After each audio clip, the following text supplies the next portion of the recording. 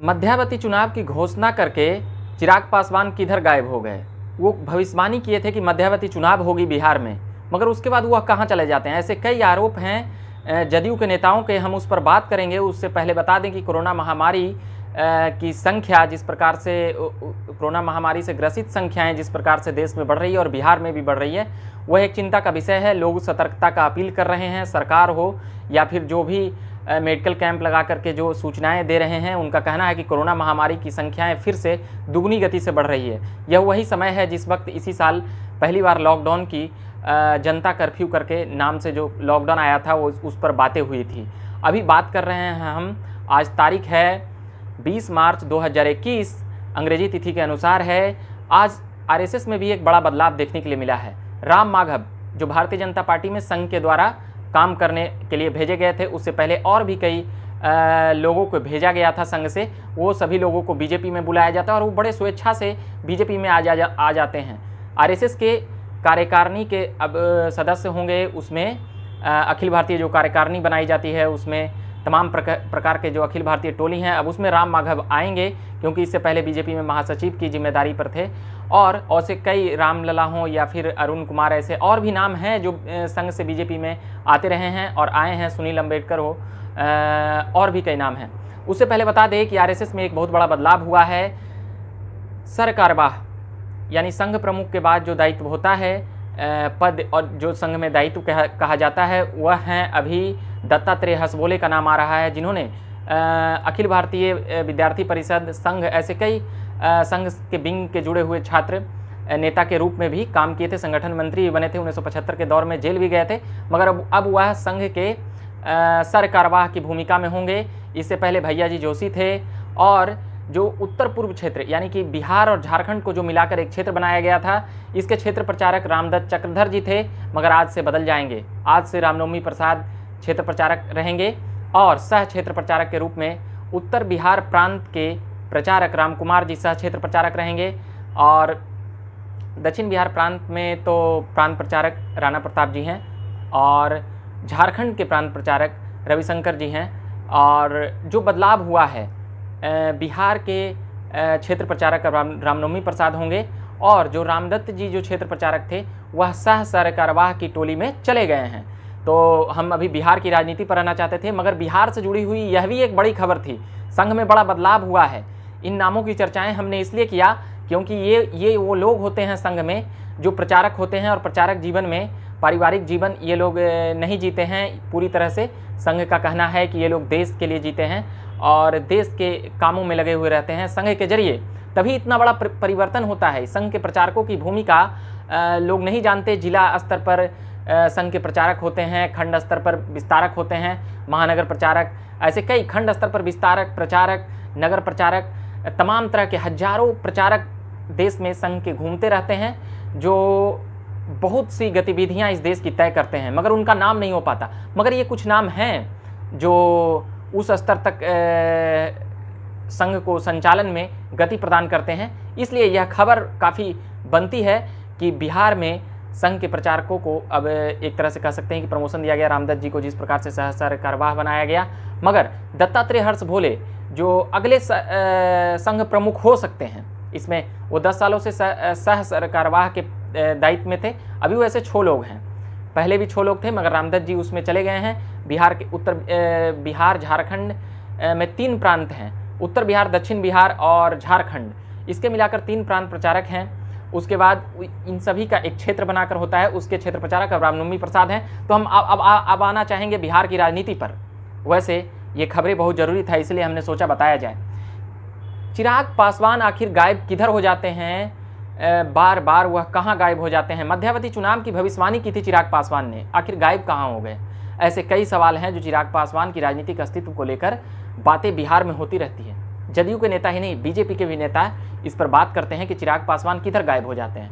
आज कुछ बोले, कल कुछ बोले, फिर वह दिल्ली चले गए। एलजेपी में सब कुछ ठीक चल रहा है या नहीं, ये एलजेपी टूट के बाद काफ़ी बातें हो चुकी है, मगर जो लोग तोड़ कर गए उन्हें कहा गया एलजेपी से कि ये पहले ही पार्टी तोड़कर जा चुके हैं। मगर अब बात आती है बिहार की राजनीति पर। विधानसभा में अपनी गर्मा गर्मी चल रही है। विधानसभा अध्यक्ष को जिस प्रकार से कहा गया, अब वो बातें तुल पकड़ रही है और अंदरूनी बात यह है कि सम्राट चौधरी ने जिस लहजे और जिस तेवर में विधानसभा अध्यक्ष की कुर्सी को आंख दिखाया था, उसके बाद माफ़ी मांगने से काम नहीं चलेगा। मगर अभी फ़िलहाल न्यूज़ में ये खबर नहीं बन पा रही है। मगर क्या सम्राट चौधरी पर एक्शन हो सकता है, ये बातें अभी गुपचुप है और संगठन में ये बातें काफ़ी ज़ोर शोर से चल रही है कि क्या संगठन की यही परिपाटी है, क्या संगठन की को जिस प्रकार से बीजेपी की बातें कही जाती है वो उससे मेल जोल नहीं खा रही थी। कई लोग नाराज़ हैं मगर मुखर होकर नहीं बोल रहे हैं, क्योंकि बीजेपी में यह परंपरा है कि अपने घर में आकर बात करेंगे, उन सभी मामलों को सुलह करेंगे। क्योंकि विधानसभा अध्यक्ष ने उस वक्त कार्यवाही को निरस्त कर दिया था कुछ देर के लिए, इस्तीफे की नौबत आ गई थी मगर इस्तीफा नहीं हो पाया।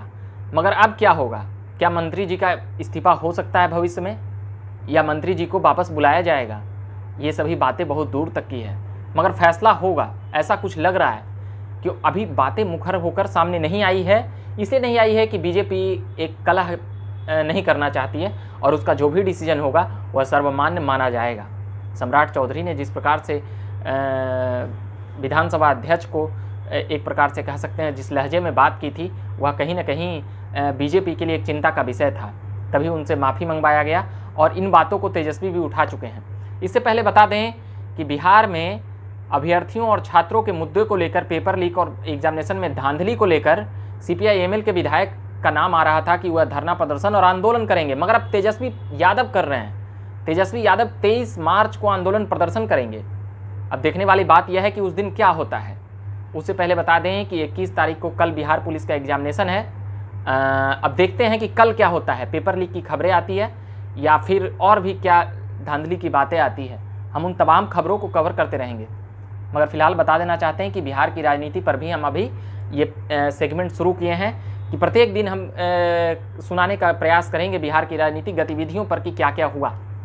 इससे पहले बता दें कि जीतन राम मांझी और मुकेश सहनी अपने तल्ख तेवर दिखा चुके हैं। इन दोनों की मुलाकात ने कह सकते हैं कि बिहार की राजनीति में नीतीश कुमार के लिए चिंता का विषय नहीं। नीतीश कुमार कह चुके हैं कि जो भी लोग हैं वह अपने निर्णय के लिए स्वतंत्र हैं, मगर अब देखने वाली बात यह है कि कितनी निर्णय ये दोनों ले पाते हैं। हाल ही में 2 दिनों पहले ही राज्यपाल के द्वारा 12 MLC मनोनीत किए गए थे, 6 बीजेपी से और 6 जदयू से।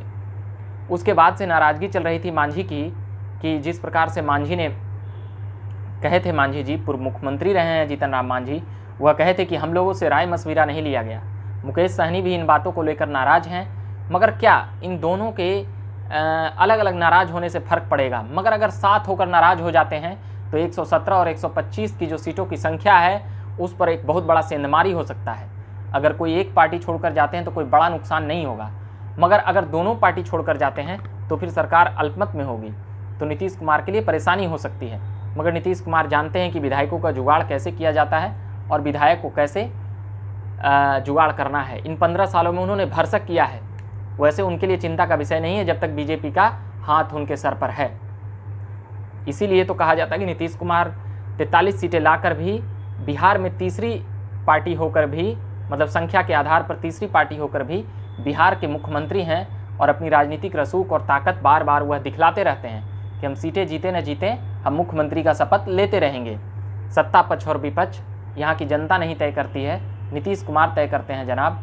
उनकी जो पॉलिटिकल तरीके से वो जो फैसले लेते हैं, जिस प्रकार से वह दल बदलू चाचा के नाम से मशहूर हैं, और इस पर मैं अभी यही कहना चाहूँगा कि बिहार की राजनीति को लेकर जिस प्रकार नीतीश कुमार पलटू चाचा, ये तेजस्वी और तेज प्रताप जिस प्रकार से कहा करते थे, और बिहार में बड़ा जब बीजेपी के साथ चले गए थे RJD के साथ, तो इनका नाम पलटू चाचा के रूप में काफ़ी मशहूर हुआ था।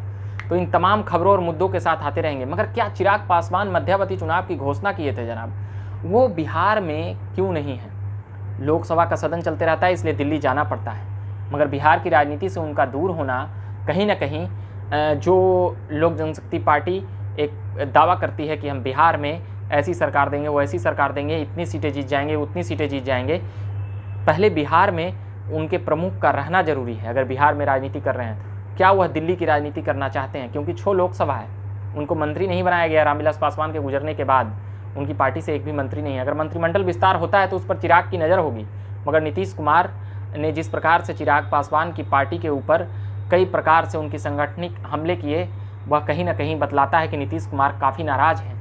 मगर चिराग पासवान भी उतने ही नीतीश कुमार को तल्ख तेवर और बातों से घेरते रहते हैं कि बिहार में कई काम नीतीश कुमार ने खराब किया है, बिहार में कई काम अच्छे हुए हैं, जिसकी सराहना भी करते हैं। शराबबंदी को लेकर जिस प्रकार से तेजस्वी सदन में मुखर हैं और जिस प्रकार से सदन में गर्मा गर्मी का माहौल चलते रहता है, ऐसा पहले कभी नहीं था। तोड़ जोड़ की बातें अब इसलिए ज़्यादा हो रही है क्योंकि सरकार पूर्ण मैंडेट में नहीं है और इन तमाम खबरों और मुद्दों के साथ हम आते रहेंगे।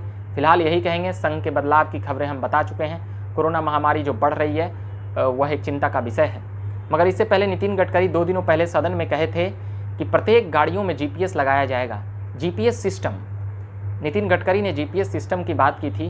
उन्होंने कहा था कि अब पुरानी गाड़ियों को जो एक प्रकार से जो वो खाका तैयार कर रहे हैं, वो जिस प्रकार से सड़कों का जाल बिछाने का और एक अच्छी सड़कें बनाने का वो बातें करते हैं, वो कहीं ना कहीं भारत में दिखता भी है।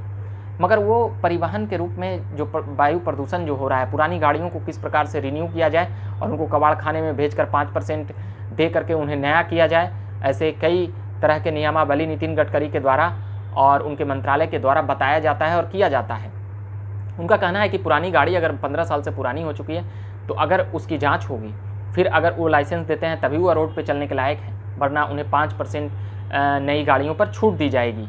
और भी ऐसे कई नियम हैं जो तमाम पुरानी गाड़ियों को लेकर कई बातें उन्होंने बताई है, वह जाकर सुनना चाहिए। अगर समय मिला तो हम इन सभी बातों का उल्लेख से चर्चा करेंगे। फास्टैग की भी बातें वह कर रहे थे कि तमाम टोल टैक्स हम बंद कर देंगे, तमाम जीपीएस के द्वारा ही जितने किलोमीटर चलेंगे उस हिसाब से पैसे काट लिए जाएंगे। कई खबरें मैं लाता रहता हूँ, सुनाता रहता हूँ। देश दुनिया का जितनी पहुँच और पकड़ क्षमता है, जितनी जानकारियाँ रहती है, हम झकास भारत पर लाने का प्रयास करते हैं। हम प्रयास करते हैं कि उन तमाम जानकारियों तक पहुँची जाए और वो तमाम रिपोर्ट तैयार किए जाएँ। मगर मैं प्रयास करूँगा। अभी के लिए इतना ही कहूँगा। झकास भारत से मैं रविकांत, धन्यवाद। चैनल को आपने सब्सक्राइब नहीं किया हो तो सब्सक्राइब जरूर कीजिएगा और अच्छा लगे तो शेयर कीजिएगा। धन्यवाद।